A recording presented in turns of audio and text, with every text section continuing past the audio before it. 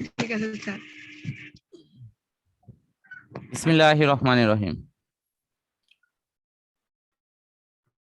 আজকে আমাদের প্রতিষ্ঠানের অনলাইন কার্যক্রমের অংশ হিসেবে মাধ্যমিক শ্রেণীর পদার্থবিজ্ঞান চতুর্থ অধ্যায় কাজ ক্ষমতা ও শক্তির একটি গুরুত্বপূর্ণ টপিকস, সেটি হলো শক্তি রূপান্তর এবং পরিবেশের উপরে প্রভাব নিয়ে আলোচনা। তো আমরা জানি যে পৃথিবীতে শক্তিকে সৃষ্টি অথবা ধ্বংস করা যায় না। শক্তিকে শুধু এক রূপ থেকে একাধিক রূপে পরিবর্তন করা যায়। মানুষ এই যে শক্তিকে যে রূপান্তর করছে, সেই রূপান্তর করা নিয়েই কিন্তু আমাদের পৃথিবীতে নানা রকম সমস্যা তৈরি হয়েছে। এই সমস্যাগুলো আমরা এখন ওয়ান বাই ওয়ান দেখি কি কি সমস্যা হয়েছে। আমাদের জীবনকে সুখ এবং স্বাচ্ছন্দ্যময় করার জন্য এই শক্তি রূপান্তর গুলো কিন্তু দরকার, কিন্তু সেটি পরিবেশকে ধ্বংস করে দেয়া এটি করা যাবে না। এবং আধুনিক মানুষ কিন্তু সেই জিনিসটা মেনেও নিচ্ছে না। এখন মানুষ শক্তির যে কোনোভাবে ব্যবহার করতে প্রস্তুত নয়।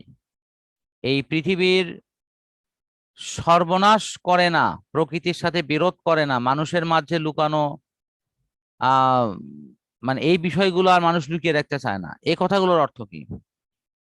মনে করো কেউ যদি যথেচ্ছভাবে জ্বালানি পুড়িয়ে ইঞ্জিন চালায়ে যদি বিদ্যুৎ তৈরি করে, আমাদের কাছে মনে হতে পারে যে এটি তো ভালো কাজ,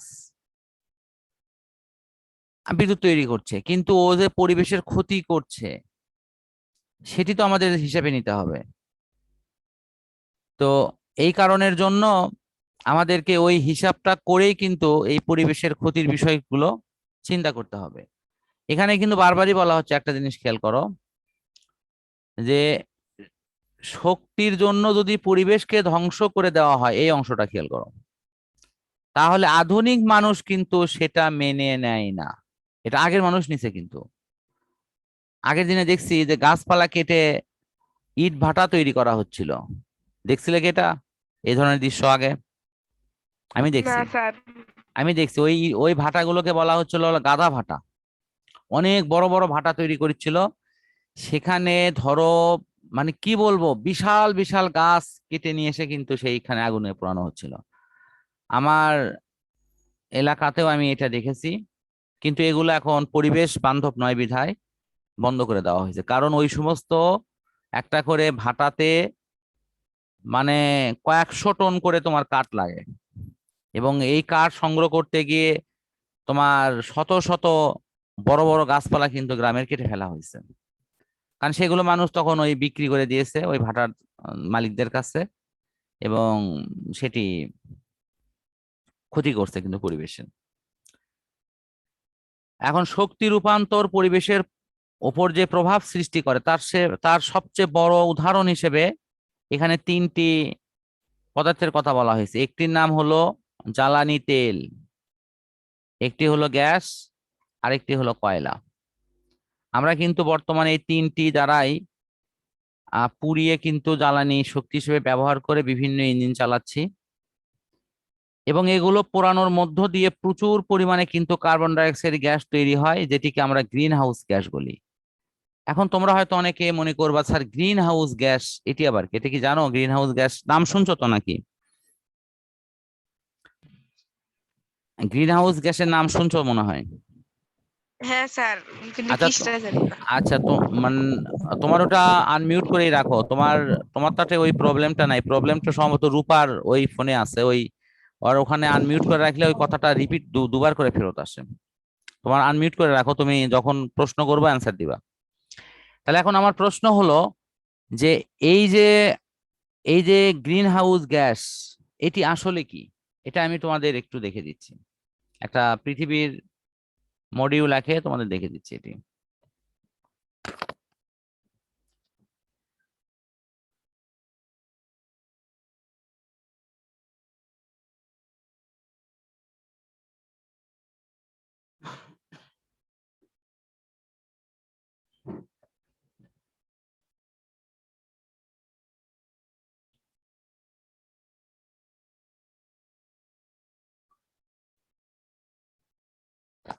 এটা মনে করো পৃথিবী। তো পৃথিবীর উপর দিয়ে দুই মেরু এলাকা,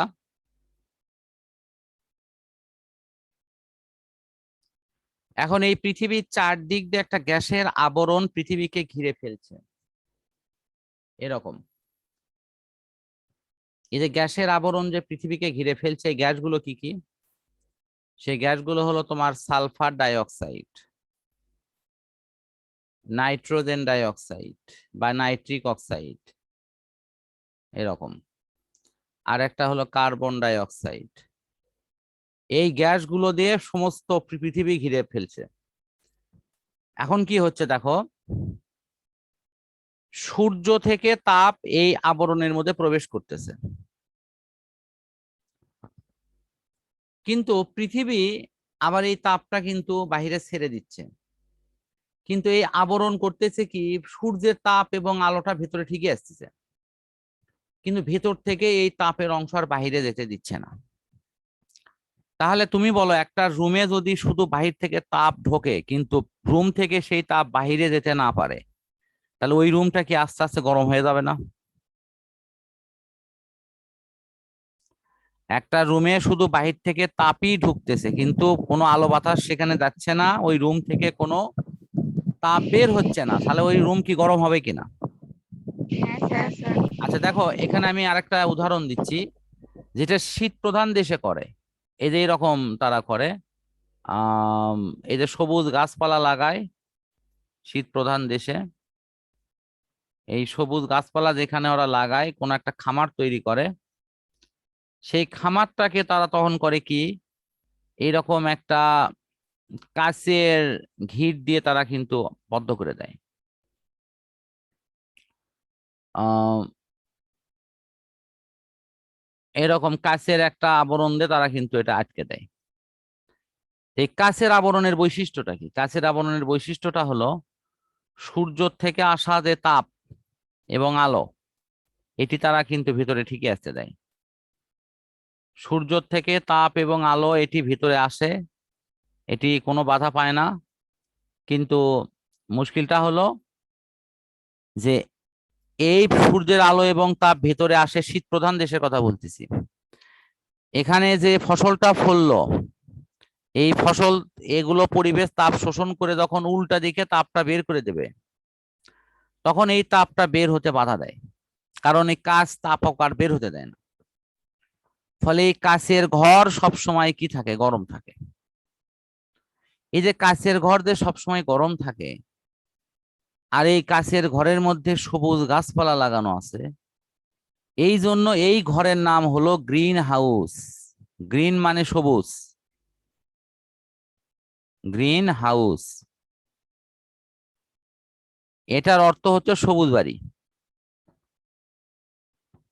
তাহলে এখন দেখো, এই কাঁচের দেয়াল যেরকম এই পরিবেশে তাপমাত্রা বাড়াচ্ছে, তাপকে বাইরে যেতে দিচ্ছে না, এই যে এখানে যে carbon dioxide sulphur dioxide gas মিলে যে গ্যাসটা তৈরি, তার নাম হলো সিএফসি, এই গ্যাসের নাম। এটার পুরো ইংরেজি নাম হলো ক্লোরোফ্লোরো কার্বন। আমার সাথে বলো, chlorofluoro carbon. Carbon. Chlorofluoro carbon. Chlorofluoro carbon, CFC gas সংক্ষিপ্ত নাম। এই গ্যাসের কাজ এই কাছের মতো, সূর্যের আলো এবং তাপ এখানে ঠিকই ঢোকে, কিন্তু এটা বের হতে দেয় না।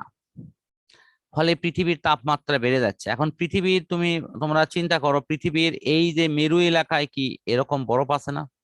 অনেক বড় বড় বরফের কিন্তু পাহাড় আছে, বিশেষ করে দক্ষিণ মেরু অ্যান্টার্কটিকা মহাদেশে বড় বড় কি আছে, এরকম বরফের পাহাড় আছে। কথা বুঝছো, বরফ দিয়ে ওই পাহাড়গুলো তৈরি হয়েছে। এত পাহাড়, এত এত বরফ সেখানে জমছে। এখন এই তাপমাত্রা বেড়ে গেলে এই বরফগুলো কি এখানে থাকবে না গলে গলে নিচের দিকে পড়বে? এই চারদিকে পরিবেশে তাপমাত্রা যদি বেড়ে যায়, বায়ুমণ্ডলের তাপমাত্রা যদি বাড়ে, তাহলে এই বরফগুলো কি গলে যাবে না ওই রকমই থাকবে? গলে যাবে না? হ্যাঁ স্যার। হ্যাঁ তোমরা ওটা আনমিউটই থাক, আপাতত আপাতত আনমিউটই থাক, তোমরা যখন কথা বলবা সাথে সাথে কথা বলবো। এখন দেখো প্রশ্ন হলো, এই যে বরফ যে গলে যাচ্ছে, এখন এই গলে যাওয়া বরফের অংশ কি সাগরের মধ্যে ঢুকবে, আর সাগরের মধ্যে ঢুকে কিন্তু সেখানে সাগরের পানির উচ্চতা বৃদ্ধি করবে। কি করবে? হ্যাঁ স্যার। পানির উচ্চতা বৃদ্ধি করবে। এখন তোমরা হয়তো মনে করিচ্ছ স্যার, সাগরে যদি তুমি 5 বালতি পানি ঢালো, তাতে কিন্তু সাগরের পানির উচ্চতা কিন্তু বাড়বে না। কিন্তু কিন্তু তুমি যদি কিন্তু তুমি যদি একটা দুইটা এরকম বরফ পাহাড় যদি গলে যায়, তাহলে পানির উচ্চতা বাড়বে না সেখানে? পাহাড় মানে বোঝো, পাহাড় হ্যাঁ মানে স্যার। কিন্তু সে ছোটখাটো কোনো জিনিস না। একটা করে পাহাড়ের পুরো আয়তন মনে করো বগুড়া জেলার সমান, আর সেটা যে কত উঁচু সেটা তো আল্লাহ পাকি জানে। তাহলে এইরকম একটা বড় বড় পাহাড় যদি গলে যায়, যেটা যেটা বরফ দিয়ে তৈরি, তাহলে সেটা সাগরের পানির উচ্চতা বাড়াবে। এখন সাগরের তীরবর্তী এলাকা, তোমরা কক্সবাজার কেউ না গেলেও তোমরা অনলাইনে সার্চ দিয়ে কক্সবাজারের ভিডিও দেখো। কক্সবাজারের ভূমি কিন্তু সাগরের থেকে 2-3 মিটার উঁচু।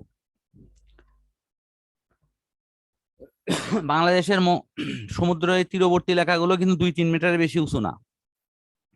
এখন সাগরের পানির উচ্চতা বাড়লে কি তাহলে ওই জায়গাগুলো আস্তে আস্তে ডুবে যাবে না? হ্যাঁ স্যার। আচ্ছা, সাগরের পানির থেকে কি আমরা ওই ওই বাঁধ দিয়ে বা অন্য কিছু দিয়ে কি রক্ষা পাওয়া যাবে পুরোপুরি? কারণ সাগরে কিন্তু জোয়ার আসে, যখনই পানির উচ্চতা বাড়বে তখনই কিন্তু ওই এলাকাগুলো আস্তে আস্তে ডুবে যাবে, এবং ওগুলো একেবারে সাগরের তলে হারিয়ে যাবে। এই হারিয়ে যাওয়ার ঘটনা নেই কিন্তু সারা বিশ্ব কিন্তু আজকে উদ্বিগ্ন। এটা খালি বাংলাদেশের সমস্যা না, বাংলাদেশের মতো তীরবর্তী এলাকা আছে, শ্রীলঙ্কার আছে, ভারতের আছে, আমেরিকার আছে, জাপানের আছে, চীনের আছে। ওই যে চিলি যে দেশটা দেখো, লম্বা একটা দেশ দেখো, ফুটবলের দেশ, তার পুরো দেশটাই কিন্তু সাগরের সাইড দিয়ে। এরকম শত কান্ট্রি আছে যাদের এলাকাগুলো সমুদ্র তীরবর্তী। সেই এলাকাগুলো কিন্তু কি হবে, এই গ্রিন হাউস গ্যাসের জন্য পৃথিবীতে তাপমাত্রা বাড়বে। আর পৃথিবীর তাপমাত্রা বাড়লে ওই এই যে বরফের যে পাহাড় সেগুলো গলে যাবে, আর বরফের পাহাড় গলে গেলে সমুদ্রের পানির উচ্চতা বাড়বে।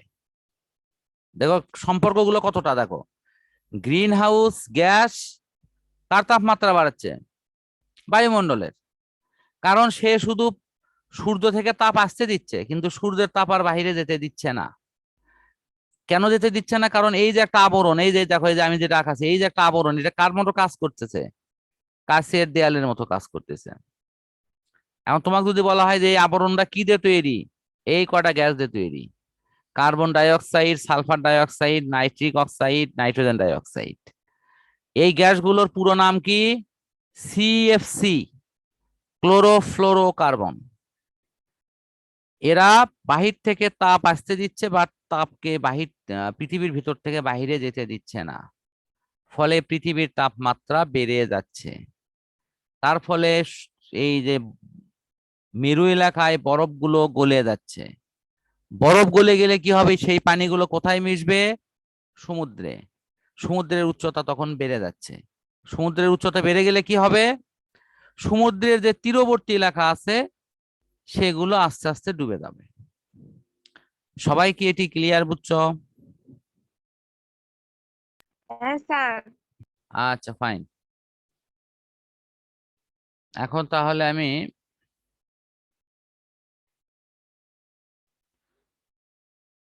তোমাদের এই যে দেখো, আমি যে অংশটা পড়ালাম এটা কিন্তু তোমাদের বইতে দেয়া আছে। আহ এখানে একটু দেখাই দিচ্ছি। এই তিনটি, অর্থাৎ এই যে যে যে জ্বালানির কথা বলা হলো, একটা হলো তেল, একটা হলো গ্যাস, আর একটি হলো কয়লা। এই তিনটি কি করবে? কার্বনের পরিমাণটা অনেক বেশি আছে, যেগুলো পুড়িয়ে তাপ শক্তি তৈরি হবে। আর এইগুলো তখন কার্বন ডাই অক্সাইড গ্যাস তৈরি করবে। আমি কিন্তু এটাই পড়ালাম, ভালো করে দেখো। যেটি একটি গ্রিন হাউস গ্যাস, অর্থাৎ এই গ্যাস পৃথিবীকে তাপ ধরে রাখতে সাহায্য করে, মানে পৃথিবীর ভিতরে তাপ ধরে রাখে। এই কারণে পৃথিবীর তাপমাত্রা ধীরে ধীরে বেড়ে যাচ্ছে, যেটি বৈশ্বিক উষ্ণতা বলা হয়। ইংরেজিতে এর নাম হলো গ্লোবাল ওয়ার্মিং। Global warming. এই বৈশ্বিক উষ্ণতা মানে সারা বিশ্ব ধরে এই তাপমাত্রা বাড়তেছে, কারণে মেরু অঞ্চলের বরফ গলে গিয়ে সমুদ্র পৃষ্ঠের উচ্চতা বেড়ে যাচ্ছে। সে কারণে পৃথিবীর যে সমস্ত দেশের নিম্নাঞ্চল প্লাবিত হবে এবং জমি জমা লবণাক্ত হবে, হয়ে কি করবে, পরিবেশের ওপর ক্ষতিকর প্রভাব ফেলবে। তার মাঝে যে দেশের নামটি আছে তার নাম হলো বাংলাদেশ। এই মুহূর্তে বাংলাদেশের পৃথিবীর সবগুলো দেশ মিলে কার্বন ডাই অক্সাইড নিঃসরণের পরিমাণ কমানোর চেষ্টা করছে। কি আমি যা বললাম, দেখো তো কথাগুলো কি এখন আরো ক্লিয়ার হলো?